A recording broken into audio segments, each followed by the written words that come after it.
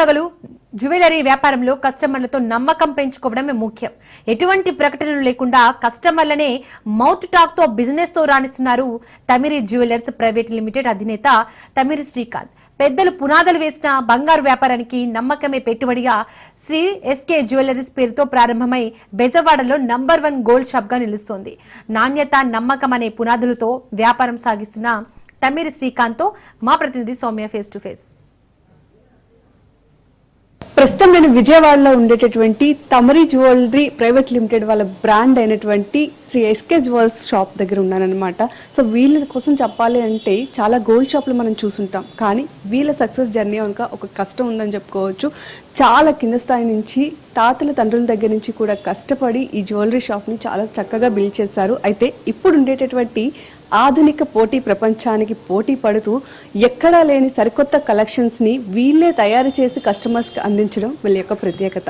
వీళ్ళ success journey తెలియాలి అంటే వీళ్ళ కోసం చాలా మనం తెలుసుకోవాలి. సో వీళ్ళ కష్టపడిన దగ్గర నుంచి ఇప్పుడు సక్సెస్ జర్నీ మొత్తం వివరించడం కోసం ప్రస్తుతం మనతో పాటు దీనికి సంబంధించినటువంటి అధినేత శ్రీకాంత్ గారు ఉన్నారు. ఒకసారి ఆయనతో మాట్లాడదాం. సార్ నమస్తే.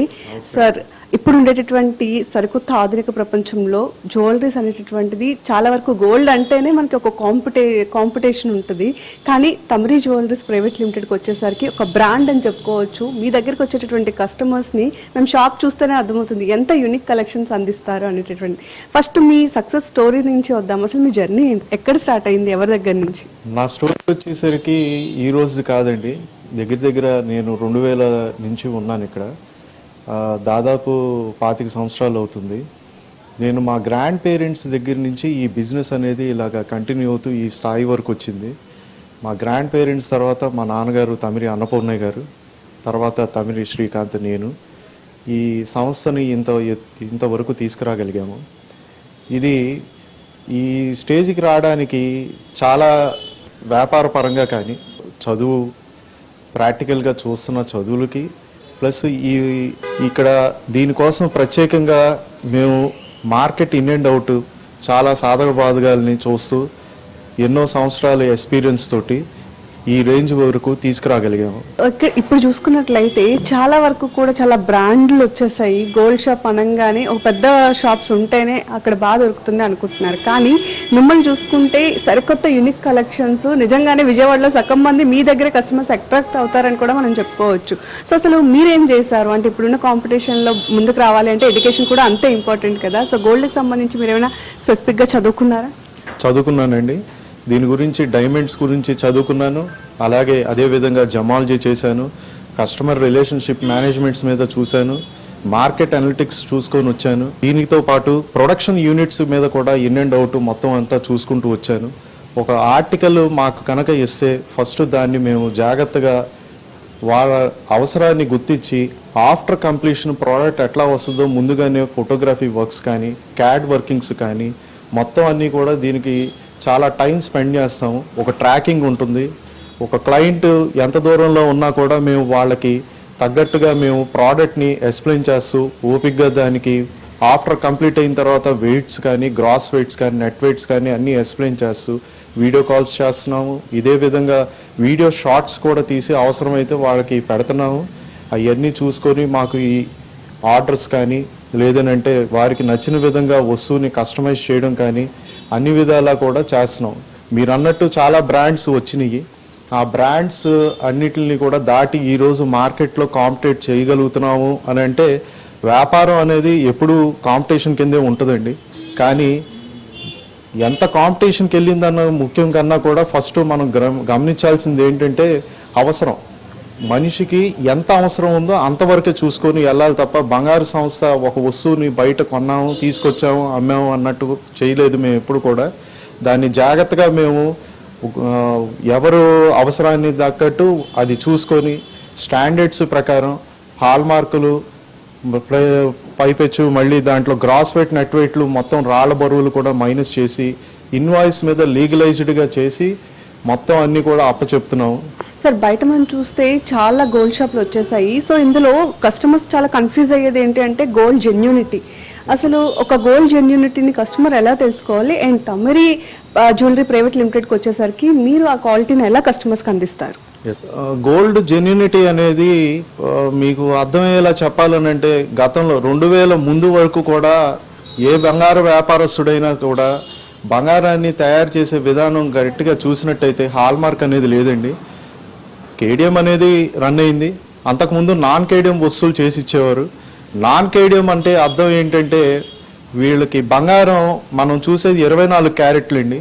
కానీ ఆనాడు వస్తువులు తయారీ విధానం 75% గోల్డ్ పెట్టి 25% కాపర్ పెట్టి బంగారాన్ని దాని తీగల కింద బాల్స్ కింద తయారు చేసి మైనం మీద వారికి నచ్చిన విధంగా పేర్చేవారు. పేర్చి అతికే టైంలో బంగారం, వెండి, రాగి మొత్తం మూడింటిని కలిపి విశ్వం కింద చేసి దాన్ని అతుకులకి వాడేవారు. అది టంకం పనులు అనేవారు.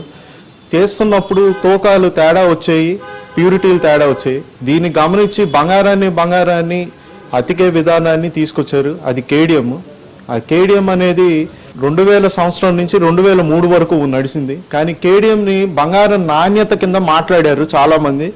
మనం కొనుగోలుదారుడు మెయిన్ చూడాల్సింది ఏంటంటే బంగారం నాణ్యత అంటే నేను 22 క్యారెట్లు కొంటున్నానా, 75% ఉన్న బంగారం కొంటున్నానని చూడాలి. కానీ పని విధానాన్ని ప్యూరిటీ కింద మాట్లాడకూడదు. మెయిన్ ప్యూరిటీ కింద మాట్లాడకూడదు. దాన్ని కంట్రోల్ చేయడానికి వచ్చింది హాల్ మార్క్ చట్టం అనేది వచ్చింది. దశల వారీగా ఇంత పెద్ద వ్యవస్థ మార్కెట్ అంతా కూడా చూసుకొని హాల్ మార్క్ చట్టం అనేది ఈరోజు హెచ్యుఐడి కింద కన్వర్ట్ చేసుకొని వచ్చారు. హెచ్యుఐడి అనేది ఏంటంటే ఈరోజు నేను ఏం వస్తువు కొంటున్నాను తెలుసుకోవాలని అంటే మీరు ప్యూరిటీ మిషన్ల వరకు వెళ్ళక్కర్లేదండి. సంస్థ మీకు వస్తువు తయారు చేసి ఇస్తున్నప్పుడు 6 డిజిట్ యూనిక్ ఐడెంటిఫికేషన్ నెంబర్ అనేది ఆర్టికల్ మీద రిటర్న్ చేసి ఉంటుంది. ఈ నెంబర్ ఏదైతే ఉందో మేము ఇన్వాయిస్ల మీద కూడా రిటర్న్ చేసి ఇస్తాం. దీనివల్ల ఉపయోగం ఏంటంటే ఒకసారి మా దగ్గర వస్తువు కొన్నది మీరు BIS కేర్ యాప్ ఓపెన్ చేసి దాంట్లో వెరిఫై హెచ్యుఐడి అనే దగ్గర ఈ 6 డిజిట్ కోడ్ కనుక ఎంటర్ చేసినట్టయితే ఏ ప్యూరిటీలో చేయించారు, మా లైసెన్స్ నెంబర్తో పాటు ఏ రోజు ఎక్కడ చేయించారు, ఏ ప్రకారం అయితే దాన్ని టెస్ట్ చేసి వస్తువుని తయారు చేశారు అన్నది మొత్తం రిపోర్టు మీకు ఓపెన్ అవుతుంది. మీకు మేము ఇచ్చిన ఇన్వాయిస్లు పోయినా కూడా వస్తువు మీద ఆ హెచ్యుఐడి నెంబర్ అనేది లేజర్ ఇన్స్క్రిప్షన్తో రిటర్న్ చేసి ఉండిపోతుంది. సో మీకు ఇన్వాయిస్ పోయింది, 10 సంవత్సరాలు అయింది, వస్తువు కొనుక్కున్నారు, బయటికి వెళ్ళి మారుద్దాం అనుకుంటున్నారు, డిస్పోజ్ చేసినప్పుడు హెచ్యుఐడి నెంబర్ కొట్టిన వెంటనే దాని ప్యూరిటీ రిపోర్ట్ ఓపెన్ అవుతుంది.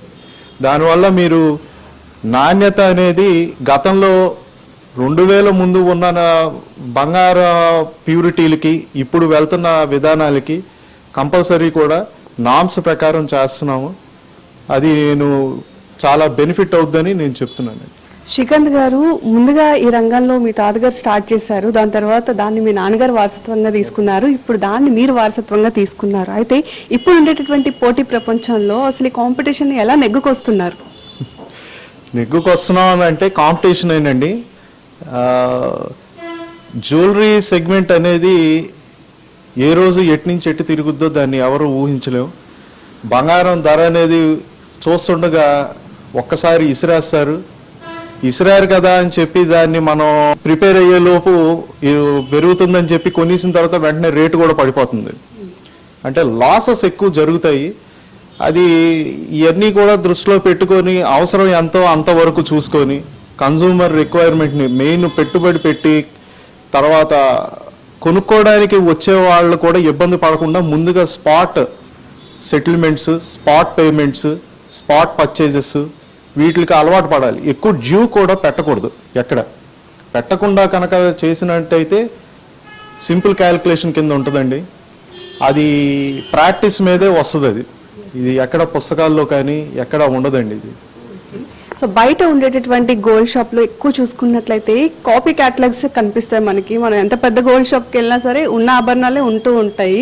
కానీ మీ దగ్గర యూనిక్ కలెక్షన్ ఉంది. సో మీ కలెక్షన్ కోసం అసలు మీ కస్టమర్స్ కానివ్వండి లేదా ఇక్కడ కొనాలి అనుకునే వాళ్ళకి ఏం చెప్తారు?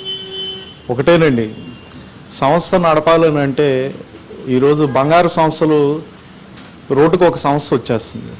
కానీ స్టాండర్డ్ జ్యువెలర్స్ ఉండే విధానం ఎలా ఉంటుందంటే ఒక సంస్థ దగ్గర నుంచి నేను ఇక్కడ నల్లపూసల గొలుసులు అమ్ముతాను, నేను సూత్రం గొలుసు అమ్ముతాను, లేదంటే నేను లాకెట్లు అమ్ముతాను. ఎస్, నాది బంగారు సంస్థే, నేను రెగ్యులర్గా అన్ని వస్తువులు అమ్ముతాను.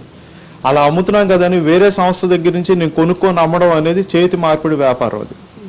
అది తేలిగ్గా చేసేయొచ్చేది. అలా మేము ఎప్పుడు చేయలేదు. నేను నా చిన్నతనం నుంచి నేను చూసింది కానీ, మా నాన్నగారు వాళ్ళ టైం నుంచి చూసింది కానీ అలా ఎప్పుడు కూడా చేయలేదు మేము. ఆయన టైంలో కూర్చొని అవసరానికి తగ్గట్టు ఒక పేపర్ మీద డిజైన్ గీసి వస్తువులు చేయించడానికి అలవాటు పడ్డాడు. ఆ విధంగా సంస్థ అలా డిజైన్లు గీసి వర్కర్ అనేవాడికి కూడా లైఫ్ ఇచ్చాడు ఆయన. ఫైనల్గా ఒకటి అడుగుతాను, షార్ట్లో చెప్పండి, కస్టమర్స్ బయట కాకుండా తమిళ జ్యువెలరీస్ ప్రైవేట్ లిమిటెడ్ దగ్గర ఎందుకు కొనుక్కోవాలంటే ఏం చెప్తారు? ఒకటేనండి, మీకు నచ్చిన విధంగా మేము చేసి పెడతాము. ఎప్పుడైనా కూడా మీరు మా దగ్గరే కాదు బయట ఎక్కడ కొన్నా కూడా వస్తువు అనేది కొంటున్నప్పుడు రాళ్ల బరువులు తీయించి ఎంత పడుతుందని చూసి నాణ్యత ప్రకారం ఇన్వాయిస్లతో పాటు కొనుక్కోవడానికి అలవాటు పడండి. బిల్లు లేని వ్యాపారం చేయడం అనేది ఎప్పటికైనా ఎవరికీ మంచిది కాదు. సో చూస్తున్నారు కదా, ఎవరైనా సరే విజయవాడలో ఉండేటటువంటి తమిళ జ్యువెలరీస్ ప్రైవేట్ లిమిటెడ్ దగ్గర ఎందుకు కొనుక్కోవాలి అంటే వీళ్ళ కనెక్షన్స్ యూనిక్గా ఉంటాయి. అంతేకాదు అంతే నాణ్యతతో కూడా వీళ్ళు తయారు చేస్తామని చెప్తున్నారు. అంతేకాకుండా మనం చూసుకున్నట్లయితే మనకు చాలా వరకు గోల్డ్ ఆభరణాల్లో రకరకాల ఐటమ్స్ మనం ఆన్లైన్లో కూడా చూస్తాము, లేదా మనకి నచ్చిన విధంగా కూడా మనం ఇమేజ్ చేసుకుంటూ ఉంటాం. సో అలాంటివన్నీ కూడా వీళ్ళు ముందే గెస్ట్ చేసి వీళ్ళకి డిజైన్ చెప్తే వాటిని మన ముందే డిజైన్ చేసి డ్రా చేసి దానికి ఒక రూపాన్ని ఇచ్చి మనకి కళ్ళకు కట్టినట్టు ఐటమ్ను చూపించిన తర్వాత ఆ ఐటమ్ను వీళ్ళు తయారు చేసి ఇస్తారు. కాబట్టి చాలా వరకు కస్టమర్స్ అందరూ కూడా ఈ తమిళ జ్యువెలరీస్ ప్రైవేట్ లిమిటెడ్ దగ్గర ఉండేటటువంటి వీళ్ళ బ్రాండ్ అయినటువంటి శ్రీ ఎస్ఆర్ జ్యువెలర్స్లో ఎక్కువ షాపింగ్ చేయడానికి శ్రీ ఎస్కే జ్యువెలర్స్లో ఎక్కువ షాప్ చేయడానికి ఇష్టపడతామని చెప్తున్నారు. మరి ఎవరికైనా సరే యూనిక్ కలెక్షన్ కావాలంటే ఖచ్చితంగా విజయవాడలో ఉండేటటువంటి తమిళ జ్యువెలరీస్ ప్రైవేట్ లిమిటెడ్కి అయితే వచ్చి విజిట్ చేయాల్సిందని చెప్పుకోవచ్చు.